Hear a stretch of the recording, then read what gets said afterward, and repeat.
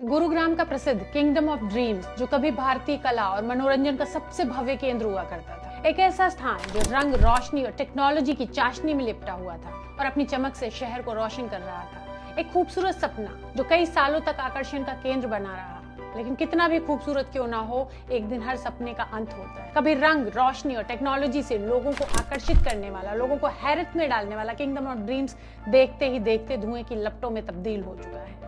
A place once known for its grand musical and cultural showcase is now reduced to ashes. आज सुबह kingdom of dreams में भीषण आग लग गई, जिसे पूरा इलाका धुएं के गुबार में घिर गया। दमकल विभाग की कई गाड़ियां मौके पर पहुंची और आग बुझाने की कोशिश में जुट गई। आग इतनी भीषण थी कि उस पर काबू पाने में घंटों लग गए। Launched in 2010, Kingdom of Dreams was India's first live entertainment theater and leisure destination.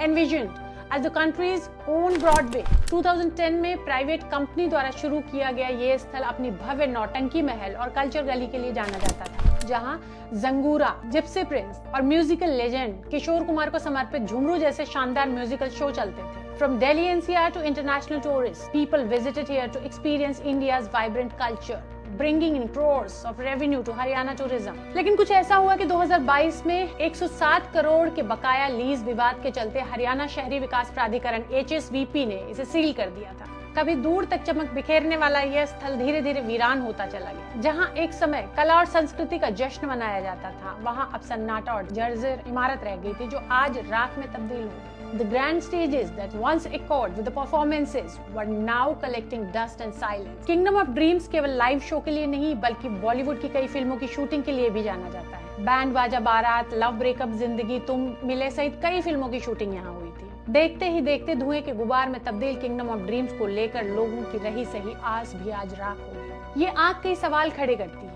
क्या इससे पहले इस स्थल को बचाने के लिए कोई सरकारी प्रयास नहीं किए जाने चाहिए थे? क्या 2 सालों में इसे लेकर कोई फैसला नहीं लिया जा सकता था? क्या बिना बिजली के इस परिसर में शॉर्ट सर्किट जैसी घटना संभव है? घटना या कुछ और, ये तो वक्त ही बताएगा। लेकिन फिलहाल शहर का एकमात्र स्वप्निल घरौंदा और एक वक्त पर गुरुग्राम की चमक का पर्याय किंगडम ऑफ ड्रीम्स जलकर राख हो चुका है। दुख होता है ऐसी बदहाली पर, सरकार की और एजेंसीज की लापरवाही पर।